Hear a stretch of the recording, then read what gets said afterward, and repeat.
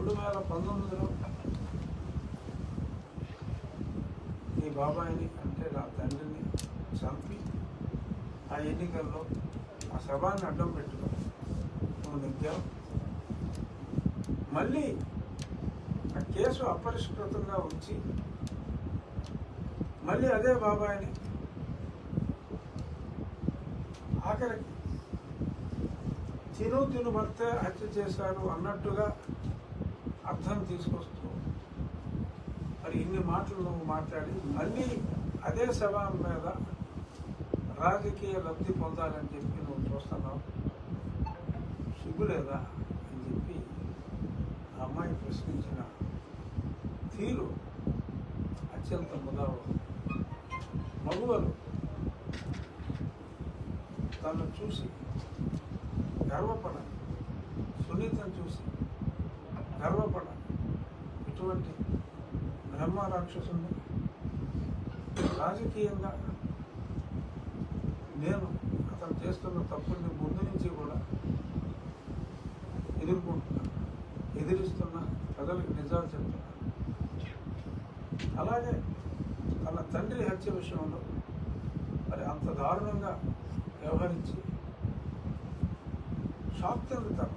నాకు చాలా పరిచయం, నాకు బాగా తెలుసు. కొంత రాజశేఖర్ నేను మంచి స్నేహితులు. మరి షాక్ తిని కొన్ని నిజాలు తెలుసుకున్న తర్వాత ఇది ప్రజలందరికీ నిజం తెలియాలి అని చెప్పి సిబిఐని హైకోర్టుకి వెళ్ళి సిబిఐకి ఆ కేసు వచ్చేలాగా చేసి ఇవన్నీ చేశారు. హూ కిల్ బాబాయ్ గురించి మాట్లాడాను ఇలాక. హూ సేవ్డ్ అబ్బాయి అంటే ఇక్కడ అవినాష్ రెడ్డి అరెస్ట్ కాల, వారి తండ్రి గారు అరెస్ట్ అయ్యారు, శివశంకర్ రెడ్డి గారు అరెస్ట్ అయ్యారు, ఇంకా చాలామంది అరెస్ట్ అయ్యారు. కానీ అదే ఛార్జ్ షీట్లో ఏ అభియోగాలు అయితే మరి వీరి మీద ఉన్నాయో పోలీస్ సహాయ నిరాకరణ చేశారు. అంటే అంత పోలీస్ సహాయ నిరాకరణ సేవుడు అబ్బాయి అంటే మరి అబ్బాయి బ్రదర్ ఇంకో అబ్బాయే. ఇది లోకల్ పోలీస్ ఢిల్లీ కంట్రోల్లో ఉండదు కదా. సో చాలామంది ఢిల్లీని కూడా ఆడిపోసుకుంటారు, తప్పది. లోకల్ పోలీస్ జగన్మోహన్ రెడ్డి కంట్రోల్లో ఉన్న లోకల్ పోలీస్ అప్పుడు ఎస్పీ ఫకీరత్ గారు నాట్ రాంగ్ అదే. మరి వాళ్ళు అమ్మమ్మమ్మ లాండ్ ఆర్డర్ ప్రాబ్లం వస్తుందని జరుగుతున్నదంతా డ్రామా స్పష్టంగా తెలుస్తాం. ఒంట్లో బాగోపోతే ప్రాణాపాయ పరిస్థితుల్లో ఉంటే ఎవరైనా తలపోటు వస్తేనే హైదరాబాద్ అప్పులో వెళ్తున్నారు, కర్నూలు హాస్పిటల్లో పెడతారు. ఏదో స్టంట్ చేశారన్నారు, చేశారో లేదో తెలియదు. అక్కడ 4 రోజుల నుంచి మరి సిబిఐ వాళ్ళు అరెస్ట్ చేయాలని చెప్పి అభ్యర్థుల మరి వాళ్ళు హాస్పిటల్లో వైద్యం ఎన్నాళ్ళు కొనసాగిందంటే ఆయనకి హైకోర్టులో బెయిల్ వచ్చేదాకా, నో కోర్స్ స్టెప్స్ అని ఒక ఆర్డర్ వచ్చేదాకా ఈ హాస్పిటల్ డ్రామా జరుగుతూ ఉంది. ఎప్పుడైతే అక్కడ బెయిల్ వచ్చిందో ఈవిడ ఆరోగ్యం, అవినాష్ రెడ్డి గారు తల్లి గారికి ఆరోగ్యం కుదిరిపడింది, చక్కగా ఉన్నట్టు. సో ఇదంతా మన కళ్ళు ఎదురుకుండా చూసాం. ఈ డ్రామా వెనుక ఉన్నది అబ్బాయి కజిన్ బ్రదర్ అయిన ముఖ్యమంత్రి. సో కిల్ చేసింది మరి ఈయనకు అనుసరణలో జరిగిందా, ఈయనకి తెలియకుండా జరిగితే సేవ చేస్తాడంటే మరి చంపిన వెంటనే ఈయనకి చెప్పిన మాట వాస్తవం. సో కాబట్టి సంబంధం లేకుండా ఉండదు. మరి దేవుడిని కూడా ఇందులోకి తీసుకొచ్చి దేవుడికి తెలుసు అని నిజం చెప్పినప్పటికీ కూడా ఆయన చెప్పింది మేమిద్దరం అమాయకులు అని ఇంకా ప్రజల్లో తిరిగి ఆయన చెప్పగలుగుతున్నాడంటే గ్రేట్. ఒక అబద్ధాన్ని నిజంగా అది నిజమని నమ్మి ప్రజలందరినీ కూడా నమ్మించే ప్రయత్నం చేస్తున్న ఈ వ్యక్తి ఎన్ని అబద్ధాలు చెప్పుంటాడు ఆలోచించి. నిన్నేమన్నాడు? 3 రాజధానులు చేశాను నేను, ఇక్కడ కర్నూలు రాజధాని చేశాను, న్యాయ రాజధాని. ఇన్ని చేసిన నన్ను, ఇంత డెవలప్మెంట్ చేసిన నన్ను చూసి ఓట్లు వేయాలని నిస్సిగ్గుగా నిన్న జగన్మోహన్ రెడ్డి. బుద్ధున్నవాడు ఎవడైనా ఆ మాట అనగలరా? మనకి బుద్ధి లేదనుకుంటున్నాడు. ఎందుకంటే సుప్రీంకోర్టులో కూడా నేను ఇచ్చిన జీవోని విత్డ్రా చేసుకున్నాను. సో కాబట్టి హైకోర్టు ఇచ్చిన ఆర్డర్ని మీరు కొట్టేయండి అని చెప్పి అడిగినప్పటికీ కూడా కొట్టేలా, హైకోర్టులో కొట్టేయలేదు, దాని మీద అప్పీల్కి వెళ్ళి సుప్రీంకోర్టులో కొట్టేయలేదు. అసలు న్యాయ రాజధాని ఏంటంటే అంత ఒకటిదే నాన్ సెన్స్. అసలు మీ పర్మిషన్ లేకుండా నేను న్యాయ రాజధాని అని ఎలా అంటాను అని చెప్పి మరి సుప్రీంకోర్టులో అఫిడవిట్ ఇచ్చారు. ముకుల్ రోహతగి గారు చెప్పాడు కోర్టులో. మరి ఇన్ని మాటలు అక్కడ చెప్పి ఆ ఉన్న అమరావతిని సర్వనాశనం చేసి ఈ దుర్మార్గుడు అనుచరులు అక్కడ రోడ్లు కూడా తవ్వుకుని ఉన్న రాజధానిని పాడు చేసిన వాళ్ళు నేను 3 రాజధానులు కట్టానని చెప్పి అక్కడ పచ్చి అబద్ధాలు. 99% హామీలు నెరవేర్చానని చెప్పి ఇంకో దారుణమైన అబద్ధం. మద్య నిషేధం అన్నాడు. అంటే 99 నోట్లు 100 మార్కులు తీసుకుంటే అంటే అతను చెప్పిన 9లో మద్య నిషేధం అనేది ఎత్తేసి మద్యాన్ని ప్రమోట్ చేసి మాదక ద్రవ్యాలు కూడా మరి మొన్న కంటైనర్ దొరికింది మాదక ద్రవ్యాలు, అది ఎవరి మీద తోసేయాలని చూశాడు. ఉత్తమంగా అది వాళ్ళదే. ఇంతకుముందు కంటైనర్ దొరికింది యాసిడ్ ట్రేడింగ్ అని. ఆ కేసు ఏమైందో ఐసా పైసా అజా బజా లేదు. ఇలాగా గంజాయిని పండిస్తూ మాదక ద్రవ్యాన్ని విచ్చలవిడిగా ఆంధ్రప్రదేశ్ రాజధానిగా భారతదేశం అంతా కూడా సప్లై చేస్తూ యువతని స్కూల్లో చదువుకుంటున్న బాలుళ్ళు కూడా ఐస్ క్రీమ్ లాంటిలో తింటూ ఉంటారు, చాక్లెట్లు అమ్ముతారు, అయ్యే తింటారు. సో ఈ రకంగా యువతని ఆ చెత్త లిక్కర్ ద్వారా ప్రజల్ని మగవాళ్ళకి మాంగళ్యాన్ని దూరం చేసి ఇంత హెరాస్మెంట్ చేసి 99% హామీలు నెరవేర్చారని చెప్పి మరి అతను అంత ధైర్యంగా చెప్తున్నాడు. ప్రజలు అర్థం చేసుకోవాలి. కానీ నిన్న మొన్న అతను సభలు చూసాం, అట్టర్ ఫ్లాప్. సగం మంది కూడా లేరు. నిన్న 1,50,000 మంది అనుకుంటే 30,000 మంది వచ్చారు. వాళ్ళు కూడా పూర్తిగా లేరు, వెళ్ళిపోయారు. ఎందుకంటే డ్వాక్రా వాళ్ళు వీళ్ళని బలవంతంగా తీసుకొస్తూ రారాలు మొదట్లో డబ్బులు ఇచ్చినా రాకుండా. ఆ పక్కన మరి చంద్రబాబు నాయుడు గారు అదే రాజకీయంలో మరి ఆయన తిరుగుతున్నారు, ఆయనకు విపరీతంగా జనం వస్తున్నారు. ప్రజలు విశ్వసించలేదు. కానీ పచ్చి అబద్ధాలు చెప్పే ఆ ప్రయత్నాన్ని ప్రజలందరూ కూడా అప్రమత్తతగా అబ్జర్వ్ చేయాలి. రాష్ట్రం మారాలి, అభివృద్ధి దిశగా ముందుకెళ్ళాలి అని కేవలం అభివృద్ధి ధ్యేయంతో కేంద్రంలో ఉన్న భారతీయ జనతా పార్టీ అస్తవ్యస్తమైపోయిన ఈ రాష్ట్రానికి ఆ సపోర్ట్ అవసరం అనే ఒక లక్ష్యంతో మరి వారిని కూడా కలుపుకొని సరే ఈయన ఆయన్ని అడిగాడా, ఆయన ఈయన్ని అడిగాడా అనేది అప్రస్తుతం. కానీ మ్యూచువల్గా మాట్లాడుకుంటేనే చెయ్యి కలిస్తేనే తప్పట్టు. సో కలిశారు. రాష్ట్రం బాగు కోసం రాజకీయంగా ఇబ్బందులు ఉన్నప్పటికీ కూడా ఆయన ముందుకెళ్ళారు. సరే ముందుకెళ్ళినందువల్ల ప్రస్తుతానికి నేను నష్టపోయినట్టుగా నేను భావించుకుంటూ చాలామంది ప్రజలు భావిస్తున్నారు. కానీ సమాజ శ్రేయస్సు కోసం వాళ్ళు ముందుకెళ్ళారు. కళ్యాణ్ గారు ముగ్గురు కలిసి కూటమిని డెఫినెట్గా రాష్ట్ర అభివృద్ధి కోసం ఏర్పడిన కూటమిని బలపరచాలి. బట్ కొంతమంది క్యాండిడేట్ల సెలక్షన్ అసెంబ్లీలు కావచ్చు, ఇది చూసినప్పుడు కొందరికి కొన్ని అనుమానాలు రావడం సహజం.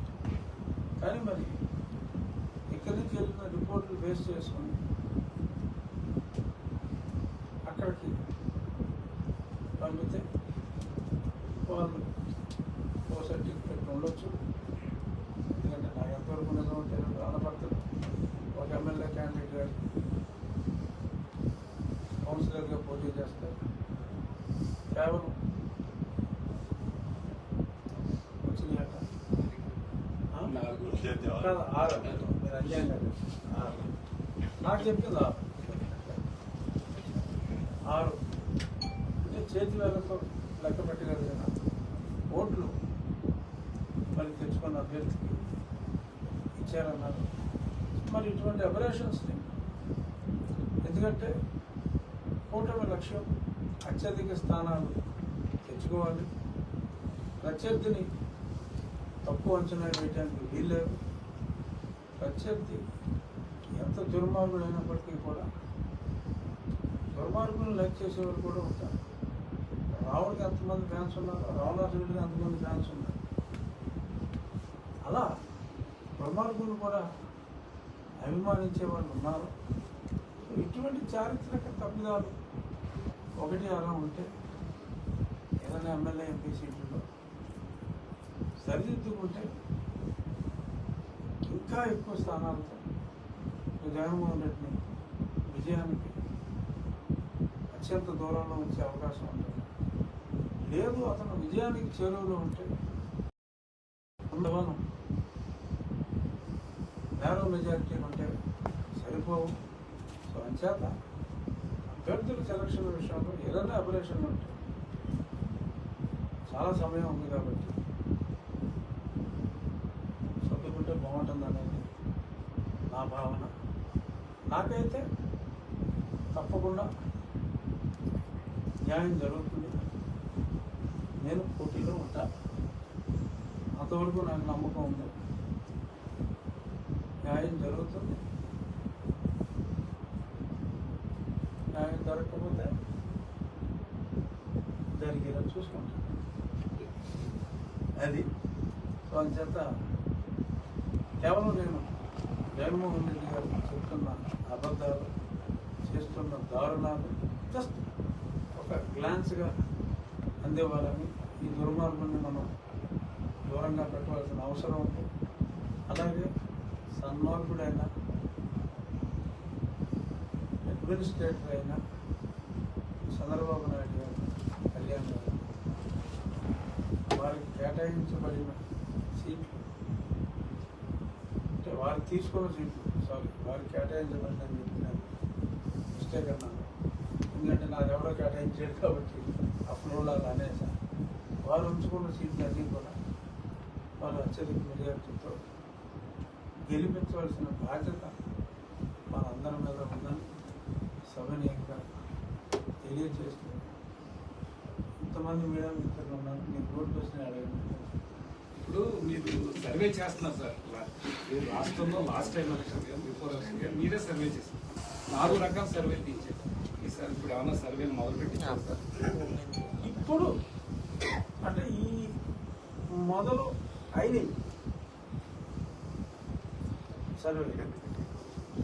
భారతీయ జనతా పార్టీ కొత్త అయిన తర్వాత మోడీ గారు సూపర్ సక్సెస్ఫుల్గా సభాయిన తర్వాత అలాగే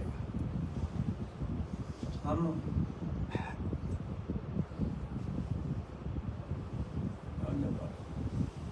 మధ్యలో ఎగుమతి ఎలా అంటారు కదా అలా కొట్టేసిన తర్వాత సర్వే మొదలుపెట్టారు. రిజల్ట్ రావాలంటే ఒక వారం పడుతుంది. అనుకూలంగా ఉంటే అనుకూలంగానే ఉంటుంది. అందులో ఏం డౌట్ లేదు. ఎవడో రఘుని గట్టిగా పట్టేయలాగా తీసేసినంత మాత్రాన ప్రమాదం ఉంటుందని నేనైతే అనుకోవట్లేదు. బట్ ఏదైనా చూస్తేనే కదా మనకు తెలిసేది. డెఫినెట్గా ఖచ్చితంగా చంద్రబాబు నాయుడు గారు ముఖ్యమంత్రి అవుతారు. అంతవరకు నాకు సందేహం లేదు. గతంలో 135 అనుకున్నాం. అది 150 అయినా కావచ్చు, లేదంటే 120 అవ్వచ్చు. 15 ± తప్ప అంతకంటే పెద్దగా ముఖ్యమంత్రిగా అయితే చంద్రబాబు నాయుడు గారు ఖచ్చితంగా ఉంటారని ఊరికే మాట వరుసగా బలగుర్తు చెప్పడం కాదు, బలగుర్తు మీరు వైఎస్ఆర్సీపీకి రాజీనామా చేసిన తర్వాత మీరు ఏ కండువాన్ని వెంటనే వేసుకోకపోవడం వల్లే మీకు అన్యాయం జరిగిందని మీ అభిమానులు, ఈ ఓటర్లు, ప్రజలు అందరూ అభిప్రాయపడుతున్నారు. నీ ప్రశ్నకి నిజం చెప్పమంటావా అబద్ధం చెప్పమంటావా మహారాజా అని ఎదురాములు అడుగుతాడు, పాతాలు అలా అడుగుతున్నా. నిజమే చెప్పాలి అంటాడా సీరియస్ గా, నువ్వు అలా అంటావు. నిజం చెప్పాలంటే నాకు ఎవరో కన్ను వేయలేదు. ఆడేస్తాను ఈడేస్తా అన్నాడు చెప్పారు. సో అందువల్ల లేకుండా స్వచ్ఛమైన శ్వాస పడుకుంటూ ఉన్నా. ఎవరేస్తే అంతా ఎంచుకుంటాను కానీ అక్కడ ఫోటో చూడండి. అంటే మీరు ఫోటో గతంలో ఎవరైనా పెయింటింగ్ వేసి ఇచ్చారు నాకు. గతంలో నేను పసుపు కళ్ళు వేసుకున్నా, మొన్న ఎవరో తీసుకొచ్చి ఇచ్చారు. దాని కూడా తీయండి ఫోటో. సార్ ఇది నర్సాపురం పార్లమెంట్ నుంచి పోటీ చేస్తారని కొందరండి. నా మనసులో పసుపు ఉందని అర్థం చేసుకోవాలి. నర్సాపురం పార్లమెంట్ నుంచి మీరు పార్లమెంట్ అభ్యర్థిగా కానీ ఏదో 7 నియోజకవర్గాల్లో ఒక నుంచి శాసనసభ్యుడిగా కానీ పోటీ చేస్తారని 2 వర్గాల్లో, మీ వర్గంలో బయట వర్గంలో ఉంది సార్. దాని మీద కొంచెం క్లారిటీ ఇవ్వండి. క్లారిటీ ఇవ్వాలంటే నేనైతే ఎంపీగానే పోటీ చేస్తానని అనుకుంటున్నా. ఆ రెండో మాట ఇప్పుడు దాకా నాకైతే తెలియదు. మీరన్న ఎమ్మెల్యే మాట, ఎమ్మెల్యే ఈ నియోజకవర్గం నుంచా రాష్ట్రంలో ఇంకెక్కడి నుంచి అన్నానా ఒకటి మటుకు నేను ఖచ్చితంగా చెప్పగలను. ఇవాళ రిజర్వ్డ్ స్థానాల్లో నాకు పోటీ చేసే అర్హత లేదు. రిజర్వ్డ్ స్థానాలు తప్ప except all respects to that దుర్మార్గుడు, మేబీ ఎక్సెప్ట్ పులివెందులు తప్ప ఇంకెక్కడ పోటీ చేసినా నేను గట్టి పోటీ ఇవ్వగలను, ఖచ్చితంగా నెగ్గగలను నమ్మకం నాకు. సో అందుకని నేను ఎక్కడికి వెళ్ళినా సరే నేనండి, నా పేరు రఘురామకృష్ణరాజు అండి అని చెప్పుకోవాల్సిన అవసరం లేదు.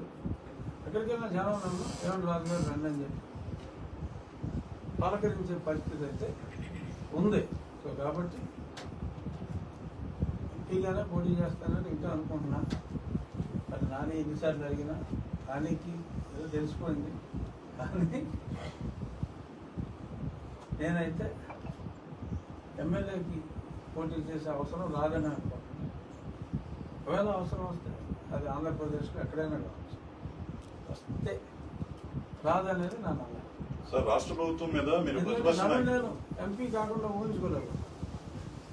రాష్ట్ర ప్రభుత్వం మీద మీరు ప్రతిపక్ష నాయకుడిగా అలా పార్లమెంట్ లో కానీ, పార్లమెంట్ బయట కానీ, జ్యుడిషియల్ లో కానీ పోరాటం చేశారు. మీరు అలాంటి పోరాటం చేసిన ఒక ముఖ్య వ్యక్తిని కూటమిలోని పార్టీలు మిమ్మల్ని పరిగణలోకి తీసుకోవడానికి దాన్ని మిమ్మల్ని వినియోగించుకుని వాడుకుని వదిలేసి అని మీరు భావిస్తున్నారు. అంటే ఈ స్థానం భారతీయ జనతా పార్టీ కేటాయించారు. భారతీయ జనతా పార్టీ 10 అసెంబ్లీల్లో కనీసం ఒక 8 అసెంబ్లీల్లో ఏం నిర్ణయం తీసుకున్నారు. ఈ 6 పార్లమెంట్లో 5 పార్లమెంట్లో ఒక రకమైన నిర్ణయం తీసుకున్నారు. ఏమిటంటే కొత్తగా వచ్చిన వారికి, ఫ్రెష్గా వచ్చిన వాళ్ళకి సీట్లు ఇచ్చిన తర్వాత ఫ్రెష్గా వచ్చిన వాళ్ళకి సీట్లు ఇచ్చారు. కానీ ఇక్కడ మటుకు మరి శ్రీనివాసవరం గారికి మా మిత్రుడే, వర్మ అత్యంత సన్నిహితుడు, శ్రీనివాసవరం గారికి సీట్ ఇచ్చారు. కారణం 30 సంవత్సరాలుగా సేవ చేస్తున్నాడు, మనం ఇప్పుడు సీట్ ఇవ్వలేదని అన్నారు. అంటే వారికి కూడా పూర్తి ఇన్ఫర్మేషన్ లేదు. 2009లో శ్రీనివాసవరం గారు పోటీ చేశారు. కేంద్ర పత్రాలు తెలియకపోయినా మీకు తెలుసు, 2009లో ఆయన పోటీ చేశారు, అవకాశం ఇచ్చారు. ఆయన కమలం గుర్తుపై పడిపోయి 5 నిమిషాలు లెగలేదు. కానీ 2009లో ఇచ్చారు ఒకసారి సీటు. సరే అప్పుడు పొత్తులు లేవు కాబట్టి ఆయన విజయం సాధించలేకపోయారు నేనే అనుకున్నాను. కానీ 30 సంవత్సరాలుగా పనిచేస్తున్న వ్యక్తికి సీట్ ఇవ్వలేకపోయాం, ఇప్పుడు ఇచ్చాం అని ఈ స్థానంలోనే చెప్పారు. నేను కూడా దానికి చాలా సంతోషిస్తున్నా.